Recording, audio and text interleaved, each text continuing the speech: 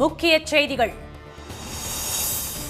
அமெரிக்க அதிபர் Trump, Elon Musk இடையிலான மோதல் உச்சகட்டம்.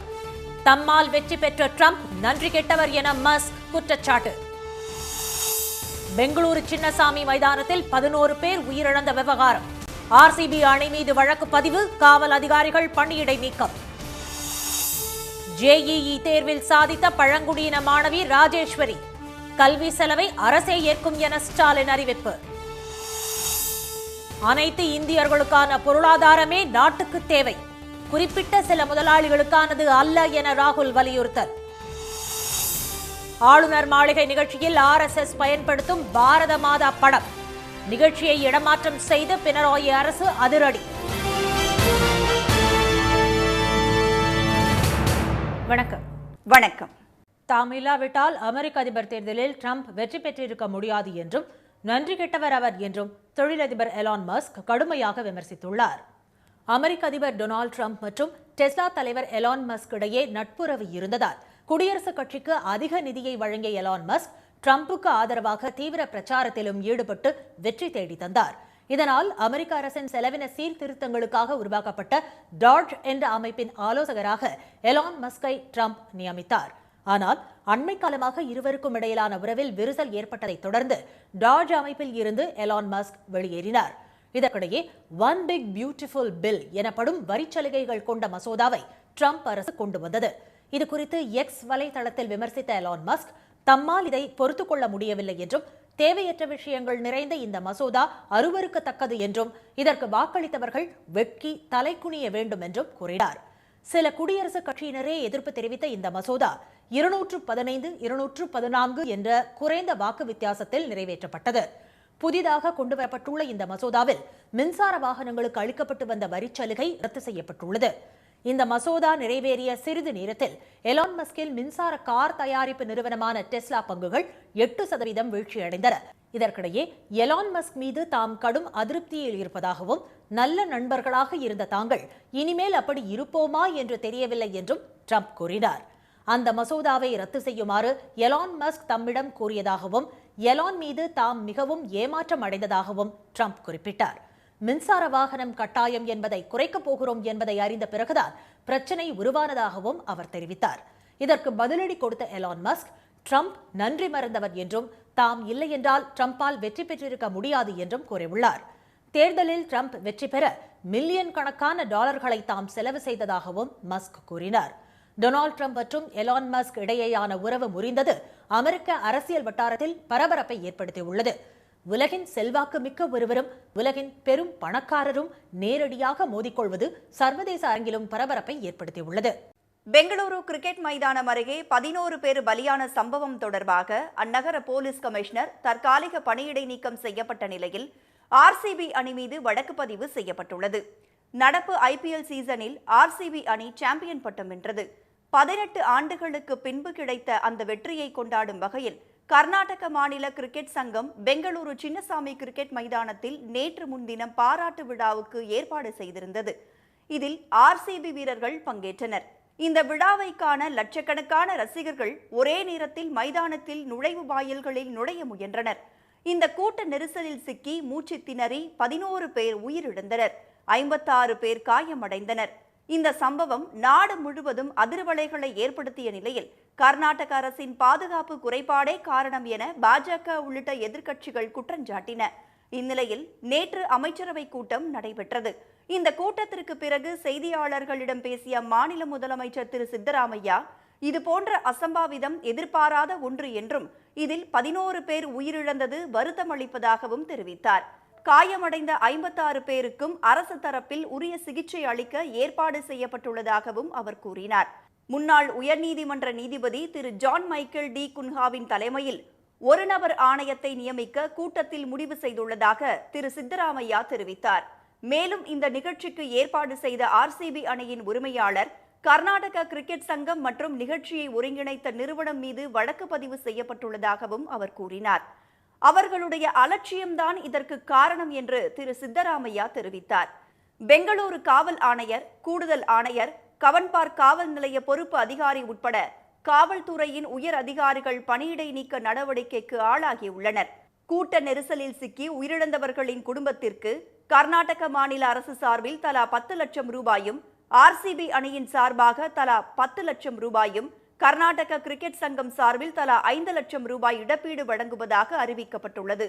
பெங்களூருவில் நடந்தது மிக துயரமானது என தெரிவித்துள்ள இந்திய கிரிக்கெட் அணியின் பயிற்சியாளர் கௌதம் கம்பீர், ரோட் ஷோ நிகழ்ச்சியை நடத்த தயாராக இல்லை என்றால் அந்த நிகழ்ச்சியை நடத்தி இருக்கக்கூடாது என்று கூறியுள்ளார். குறிப்பிட்ட சில முதலாளிகளுக்கு மட்டுமல்லாமல் அனைத்து இந்தியர்களுக்குமான பொருளாதாரமே நமக்கு தேவை என மக்களவை எதிர்க்கட்சித் தலைவர் திரு ராகுல் காந்தி தெரிவித்துள்ளார். அவர் வெளியிட்டுள்ள அறிக்கையில், கடந்த ஆண்டு இருசக்கர வாகன விற்பனை 17%, கார் விற்பனை 8.6% குறைந்துள்ளது. அதே நேரத்தில் மொபைல் சந்தையும் 7% குறைந்துள்ளது என குறிப்பிட்டுள்ளார். ஆனால் செலவு, கடன் ஆகிய இரண்டும் தொடர்ச்சியாக அதிகரித்து வருகிறது என்று தெரிவித்துள்ளார். வீட்டு வாடகை, வீட்டுப் பொருட்களுக்கான பணவீக்கம், கல்வி செலவு என அனைத்தும் அதிகரித்து வருகிறது என தெரிவித்துள்ள அவர், இவை அனைத்தும் சாதாரண எண்கள் அல்ல, ஒவ்வொரு சாமானிய இந்தியர்களையும் நொறுங்கச் செய்யும் பொருளாதாரத்தின் உண்மையான நிலை என்று குறிப்பிட்டுள்ளார். நாட்டுக்கு பகட்டு அரசியல் தேவையில்லை என்றும், வாழ்க்கைக்கு தேவையான அம்சங்களுடன் தொடர்புடையதாக அது இருக்க வேண்டும் என்றும் திரு ராகுல் காந்தி கூறியுள்ளார். ஜேஇஇ தேர்வில் சாதித்த பழங்குடியின மாணவி ராஜேஸ்வரியின் கல்விச் செலவை அரசே ஏற்கும் என்று முதலமைச்சர் திரு ஸ்டாலின் அறிவித்துள்ளார். சேலம் மாவட்டம் வாழப்பாடி அருகே உள்ள கருமந்துறை அரசு உண்டு உறைவிட பள்ளியில் படித்த மாணவி ராஜேஸ்வரி +2 தேர்வில் 600க்கு 521 மதிப்பெண்கள் எடுத்து தேர்ச்சி பெற்றார். அதைத் தொடர்ந்து ஆசிரியர்களின் உதவியால் ஐஐடியில் படிப்பதற்கான ஜேஇஇ தேர்வை எழுதினார். அந்த தேர்வில் அகில இந்திய அளவில் பழங்குடியினர் பிரிவில் 417வது இடம் பிடித்து தேர்ச்சி பெற்றுள்ளார். இதன் மூலம் மாணவி ராஜேஸ்வரிக்கு ஐஐடியில் படிப்பதற்கான வாய்ப்பு கிடைத்துள்ளது. இவர் சென்னையில் உள்ள ஐஐடியில் சேரலாம் என்ற நிலையும் உருவாகியுள்ளது. புற்றுநோயால் தந்தையை இழந்த போதிலும் தனது விடாமுயற்சியால் ஜேஇஇ தேர்வில் பழங்குடியின மாணவி சாதித்துள்ளதாக பல்வேறு தரப்பினரும் பாராட்டு தெரிவித்து வருகின்றனர். இந்நிலையில் சென்னை ஐஐடியில் உயர்கல்வி பயில தகுதி பெற்ற மாணவி ராஜேஸ்வரிக்கு முதலமைச்சர் திரு ஸ்டாலின் வாழ்த்து தெரிவித்துள்ளார். நேற்று அவர் வெளியிட்டுள்ள எக்ஸ் பதிவில், தந்தையை இழந்தாலும் அவர் கனவை தன் நெஞ்சில் சுமந்து நனவாக்கி இருக்கும் அரசு உறைவிட பள்ளி மாணவி ராஜேஸ்வரியின் சாதனைக்கு தம் வாழ்த்துகள் என கூறியுள்ளார். அவரது உயர்கல்வி செலவு மொத்தத்தையும் அரசே ஏற்கும் என மகிழ்ச்சியோடு அறிவிப்பதாக திரு ஸ்டாலின் தெரிவித்துள்ளார். ராஜேஸ்வரி போன்ற நமது மகள்கள் மேலும் பலர் சேருவதுதான் ஐஐடிக்கு உண்மையான பெருமையாக அமையும் என்றும், அதற்காக நமது திராவிட மாடல் அரசு தொடர்ந்து உழைக்கும் என்றும் அவர் கூறியுள்ளார். கேரளாவில் அரசு நிகழ்ச்சியில் RSS பயன்படுத்தும் பாரத மாதா படத்தை ஆளுநர் திரு ராஜேந்திர வி அர்லேக்கர் வைத்ததால் சர்ச்சை வெடித்தது. உலக சுற்றுச்சூழல் தினமான நேற்று அந்த மாநில ராஜ்பவனில் நிகழ்ச்சிக்கு ஏற்பாடு செய்யப்பட்டிருந்தது. கேரள அரசும் ஆளுநர் மாளிகையும் இணைந்து நடத்துவதாக இருந்த இந்த விழாவில் RSS பொதுவாக பயன்படுத்தும் பாரத மாதாவின் படத்தை மேடையில் வைக்க ஆளுநர் தரப்பு முடிவு செய்தது. இதுகுறித்து அரசு தரப்பில் நிகழ்ச்சிக்கு முன்னேற்பாடுகளை செய்த வேளாண் துறை அமைச்சர் திரு பிரசாத்திடம் தெரிவிக்கப்பட்டது. இந்த விவகாரம் குறித்து உடனே முதலமைச்சர் திரு பினராயி விஜயனிடம் அமைச்சர் விளக்கியுள்ளார். இதையடுத்து ஆளுநர் மாளிகையில் நடந்த நிகழ்ச்சியை புறக்கணிக்கும் முடிவை கேரள அரசு எடுத்தது.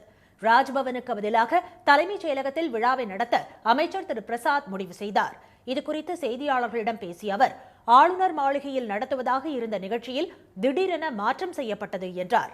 மேடையில் பாரத மாதா படம் வைக்கப்படும் என்றும் அதற்கு மரியாதை செலுத்த வேண்டும் என்றும் ஆளுநர் தரப்பில் கூறப்பட்டதாக திரு பிரசாத் கூறினார். அந்த படம் வழக்கமாக பயன்படுத்தும் பாரத மாதா படம் அல்ல என்று அவர் தெரிவித்தார். பாரத மாதா படத்தை பயன்படுத்த வேண்டும் என அரசியலமைப்பு சட்டத்தில் எதுவும் தெரிவிக்கப்படவில்லை என்றும் திரு பிரசாத் கூறினார்.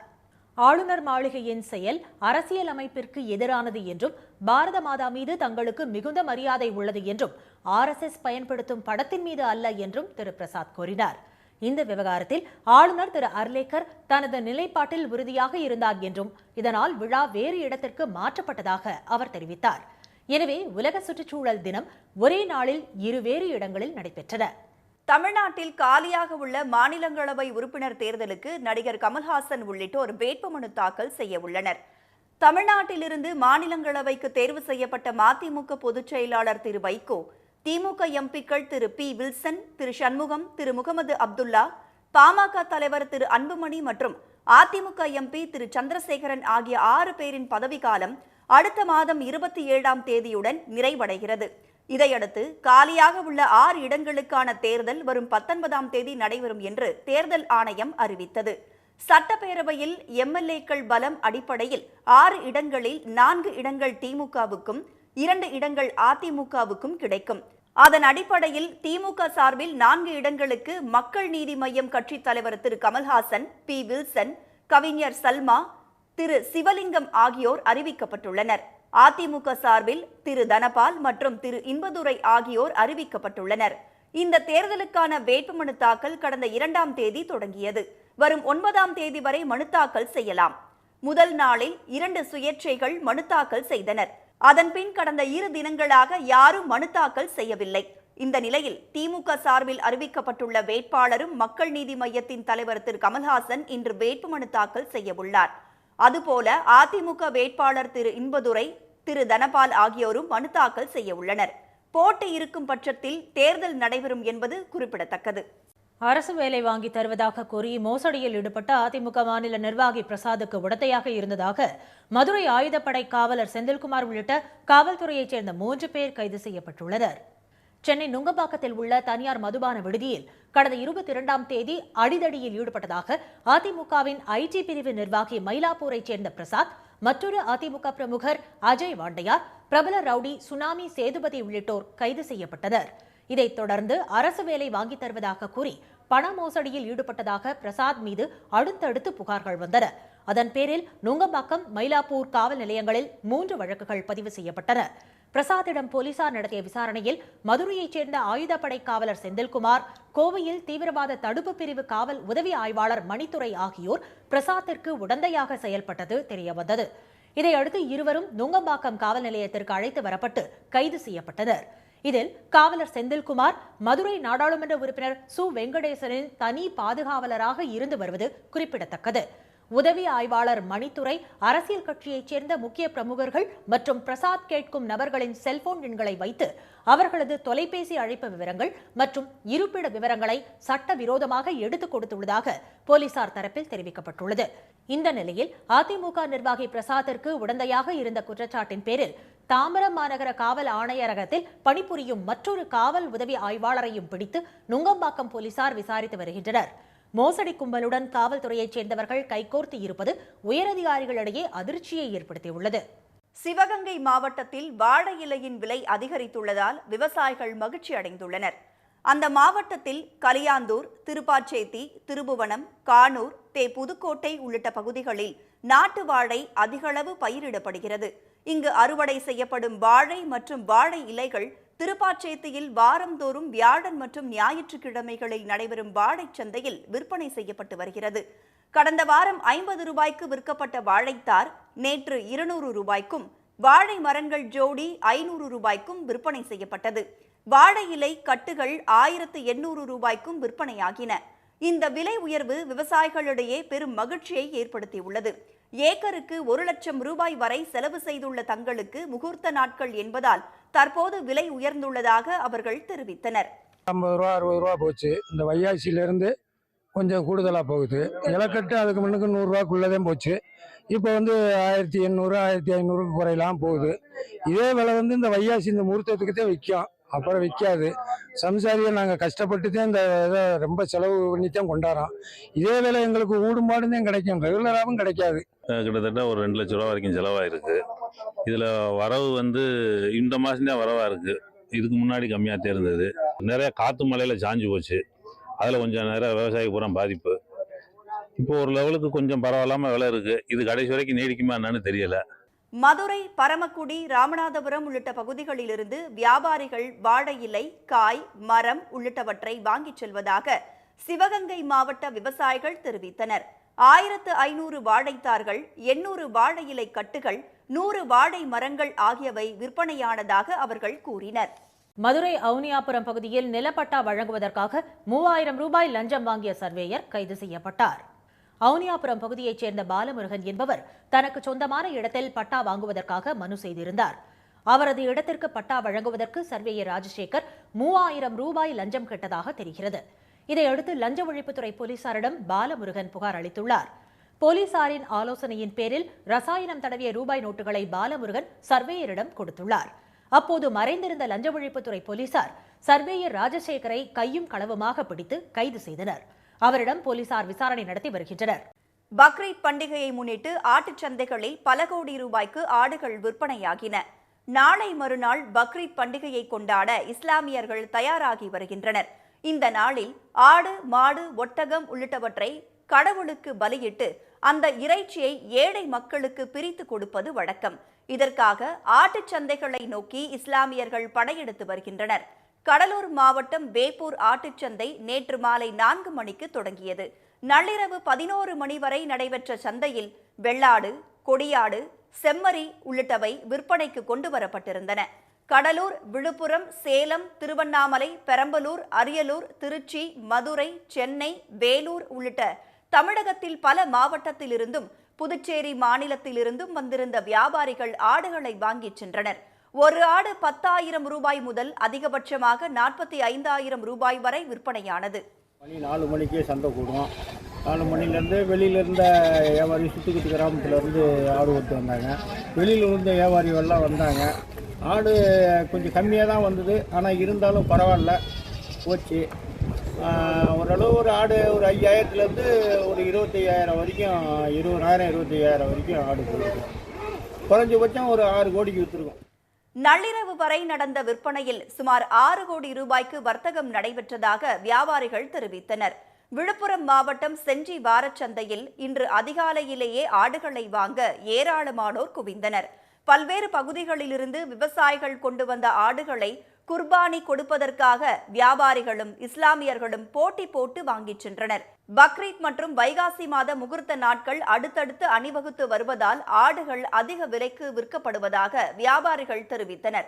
சிறிய வகை ஆடுகள் 5,000 முதல் 6,000த்திற்கும், நடுத்தர ஆடுகள் 7,000 முதல் 8,000 வரையிலும், அதிக எடை கொண்ட பெரிய வகை ஆடுகள் 10,000த்திற்கும் அதற்கு மேல் விலை வைத்து விற்பனையானது. சுமார் 3 கோடி ரூபாய்க்கு விற்பனையானதாக வியாபாரிகள் தெரிவித்தனர். தமிழ்நாட்டில் 11 நகரங்களில் 100 டிகிரி ஃபாரன்ஹீட்டை தாண்டி கோடை வெயில் சுட்டெரித்தது. கடந்த சில நாட்களாக மாநிலத்தின் சில பகுதிகளில் ஆங்காங்கே மழை பெய்து வருகிறது. சென்னை மற்றும் புறநகர் பகுதிகளில் நேற்று பகலில் வெயில் கொளுத்தியது. அதிகபட்சமாக மதுரை விமான நிலையத்தில் 104 டிகிரி ஃபாரன்ஹீட் வெப்பம் தகித்தது. பாளையங்கோட்டை மற்றும் வேலூரில் 103 டிகிரியும், மதுரை, ஈரோடு, கரூர், பரமத்தி ஆகிய நகரங்களில் 102 டிகிரியும் வெயில் பதிவானது. பரங்கிப்பேட்டை 101 டிகிரியும், அதிராம்பட்டினம், சென்னை மீனம்பாக்கம், திருச்சி, தஞ்சை ஆகிய பகுதிகளில் 100 டிகிரி ஃபாரன்ஹீட்டும் கோடை வெயில் சுட்டெரித்தது. இதற்கிடையே மேற்கு திசை காற்றின் வேக மாறுபாடு காரணமாக தமிழ்நாடு, புதுச்சேரி, காரைக்கால் பகுதிகளில் இன்று முதல் வரும் 9ஆம் தேதி வரை இடி மின்னலுடன் மிதமான மழை பெய்யக்கூடும் என்று சென்னை வானிலை ஆய்வு மையம் தெரிவித்துள்ளது. மீண்டும் முக்கிய செய்திகள். தாம் இல்லாவிட்டால் அமெரிக்க அதிபர் தேர்தலில் ட்ரம்ப் வெற்றி பெற்றிருக்க முடியாது என்றும் நன்றி கெட்டவர் அவர் என்றும் தொழிலதிபர் எலான் மஸ்க் கடுமையாக விமர்சித்துள்ளார். பெங்களூரு கிரிக்கெட் மைதானம் அருகே 11 பேர் பலியான சம்பவம் தொடர்பாக அந்நகர போலீஸ் கமிஷனர் தற்காலிக பணியிடை நீக்கம் செய்யப்பட்ட நிலையில் RCB அணி மீது வழக்கு பதிவு செய்யப்பட்டுள்ளது.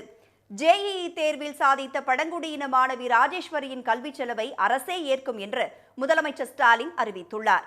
இத்துடன் இந்த செய்திகள் நிறைவடைந்தன. மீண்டும் சன் டிவியில் செய்திகள் மாலை 6 மணிக்கு. செய்திகளை உடனுக்குடன் தெரிந்து கொள்ள QR கோடை ஸ்கேன் செய்து சன் நியூஸ் வாட்ஸ்அப் சேனலில் இணைந்திருங்கள். வணக்கம். வணக்கம்.